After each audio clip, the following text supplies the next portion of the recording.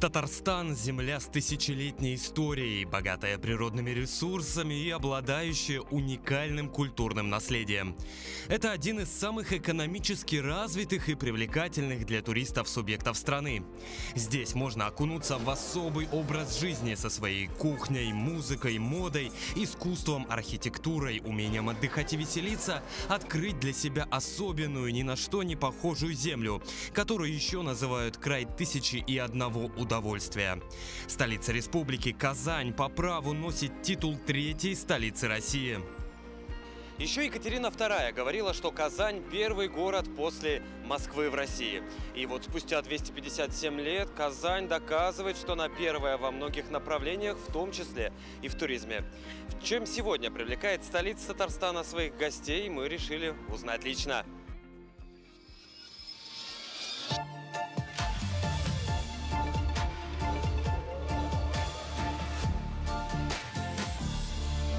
Начинать знакомство с историей Татарстана нужно с тех мест, где эта самая история и зарождалась.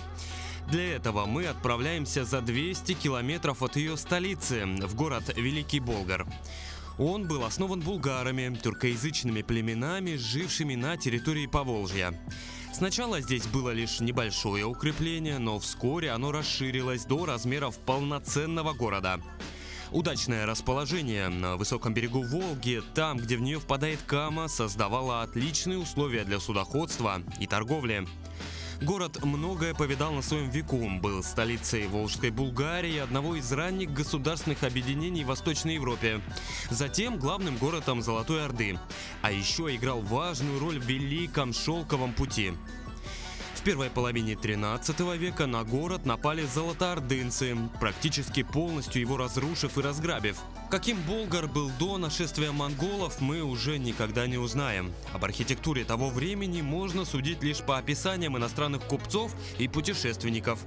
Однако известно, что большинство построек были деревянными. Вскоре Болгар отстроили заново. Теперь в основе архитектуры были постройки из камня. Именно они сохранились до наших дней.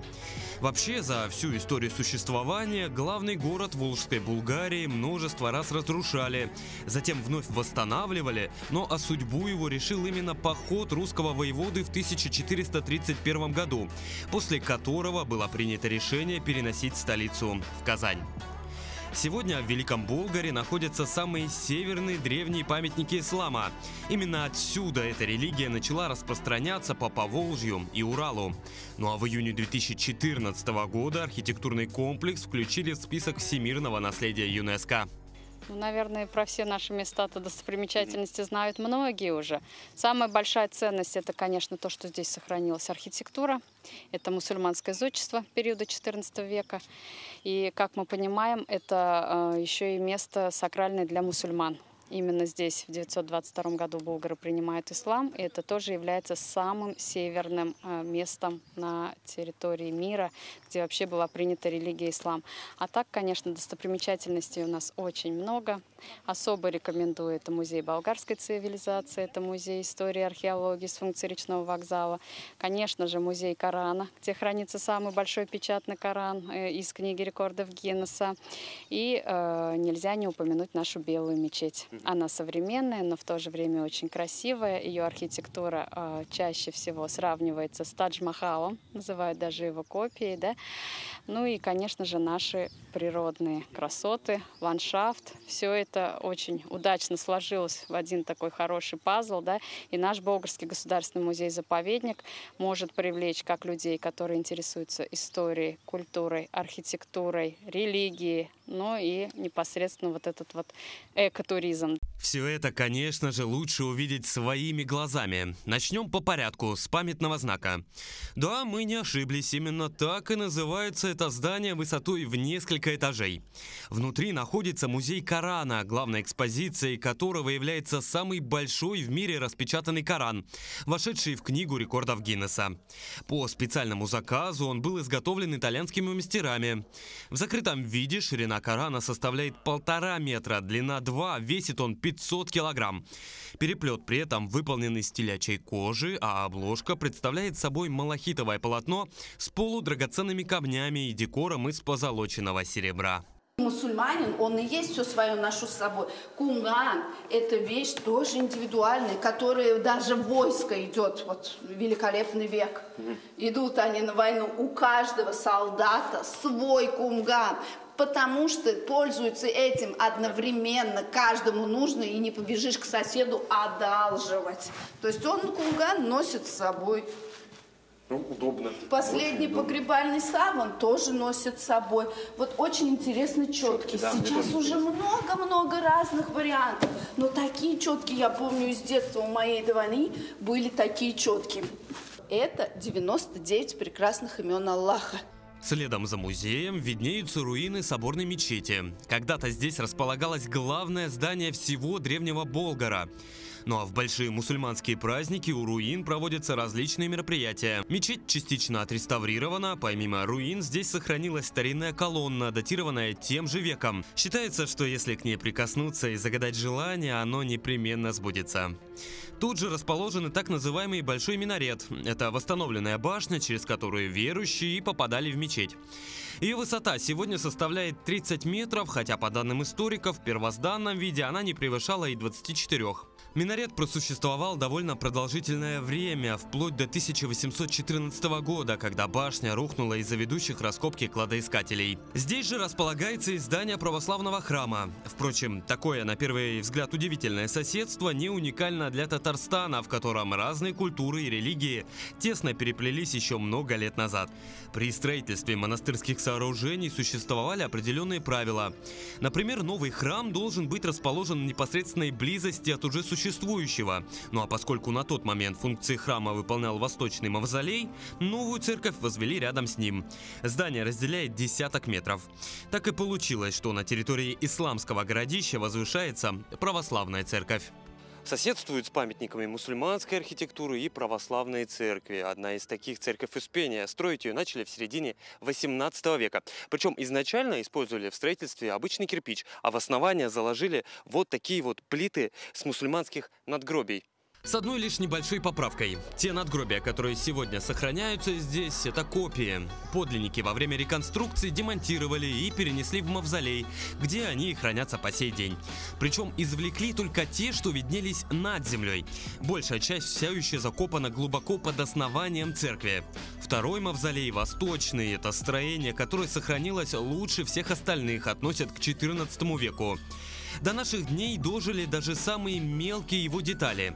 Изначально здесь располагались усыпальницы, а во время прихода русского государства – храм. Сейчас внутри находятся музейные экспозиции, рассказывающие об истории Болгара. Безусловно, столь старинное место не может обойтись без красивой легенды, и таковых здесь великое множество. Одна из самых захватывающих связана с Черной палатой. Трехэтажное здание, датируемое XIV веком, располагается в отдалении от основных строений болгарского городища. Мнения о том, для чего оно было предназначено, до сих пор расходятся. Самая распространенная версия – здесь был зал суда. На первом этаже, который находится над уровнем земли, содержались заключенные, а на втором и третьем – те, кто их судил.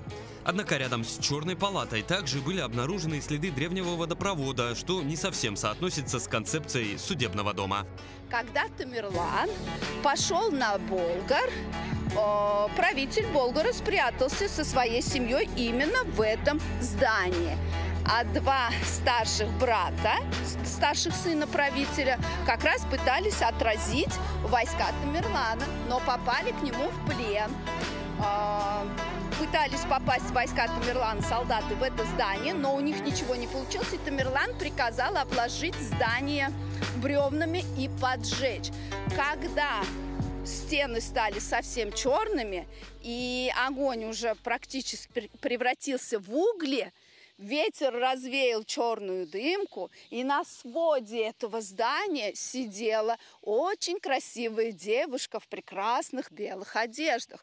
Тамерлан увидел ее и сказал: «Спускайся, ты станешь моей женой». Но она сказала: «Я никогда не буду женой врага».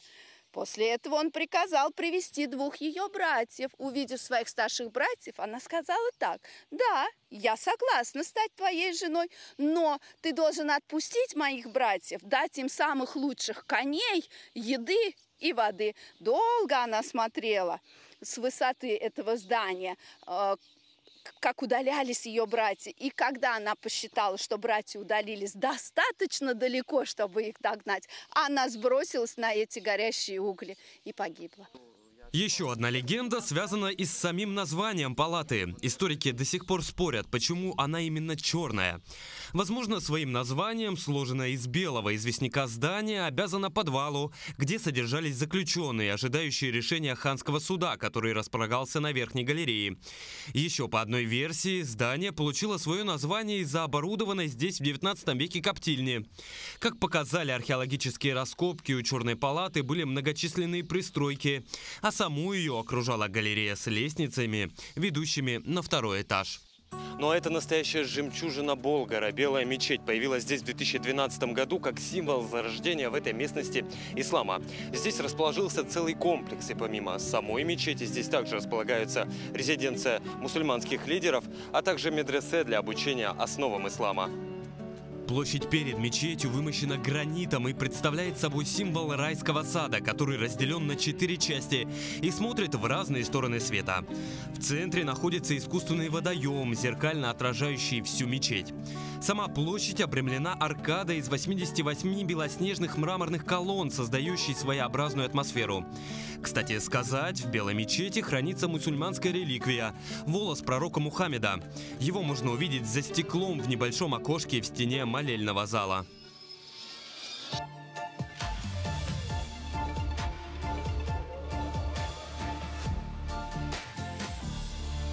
Из места, где зарождалось Волжское ханство, в столицу уже действующей республики Татарстан, а если быть точнее, в самое ее сердце – Казанский Кремль. Это уникальное место, в котором бок о бок вот уже много лет уживаются абсолютно разные культуры. В 2000 году Кремль наделен статусом объекта всемирного наследия ЮНЕСКО, и ежегодно эту достопримечательность посещает около 3 миллионов как российских, так и иностранных туристов. После распада Золотой Орды Кремль стал центром Казанского ханства, и изначально он был преимущественно деревянный. Свой действующий облик цитадель обрела уже после осады войсками Ивана Грозного. Царь тогда постановил вернуть Кремлю первозданный вид, однако уже в новом обличии, из белого камня. Для этого специально из Пскова были вызваны зодчие, которые и отстроили защитное сооружение буквально с нуля. На протяжении всей истории территория регулярно дополнялась новыми сооружениями и к 19 веку обрела тот вид, который частично сохранился до наших дней. Сегодня туристов встречает Спасская башня. Главный вход в Кремль, арка, находится именно в этом сооружении. С самого начала ее предназначение заключалось в хранении иконы Ивана Грозного и других походных реликвий. В 1963 году на Спасской башне были установлены электрические часы, и, что интересно, теперь после захода солнца во время их боя можно наблюдать вспышки малинового света. Еще один значимый объект на территории Казанского Кремля – башня Сююмбике или Казанская падающая башня. Была возведена в честь казанской царицы, а время ее постройки до сих пор доподлинно неизвестно. Ученые разнятся во мнениях, называя даты от 16 до 18 века. Свое второе имя башня получила благодаря тому, что она заметно кренится. Верхний ярус отходит от оси почти на 2 метра. И говорят, что если дотронуться до ее кирпичных стен и загадать желание, то оно обязательно сбудется. Символ столицы Татарстана, ее главный открыточный вид – мечеть Кул-Шарифа, расположена на территории Казанского Кремля на отвесном крутом берегу реки Волги. Белые стены, ярко-голубая крыша и взмывающие ввысь минареты. Совсем не обязательно преобладать какой-то религией, чтобы насладиться красотой этого здания. Названа она в честь имама, который погиб во время взятия Казани, до последнего оказывая сопротивление войскам Ивана Грозного. Интересно, что купол мечети формой и украшениями напоминает казанскую шапку, которую изготовили ювелиры в дар именно тому, кто и осаждал крепость – Ивану Грозному. Казанская мечеть еще молода, ее открыли в 2005 году, и при этом настолько гармонично она смотрится среди старинных построек Кремля и так прочно закрепилась в умах как туристический символ, что кажется, будто стоит здесь уже давно. Сегодня попасть внутрь может любой желающий, вне зависимости от пола, национальности и вероисповедания. Кул-Шариф в первую очередь памятник архитектуры и только потом религиозный объект.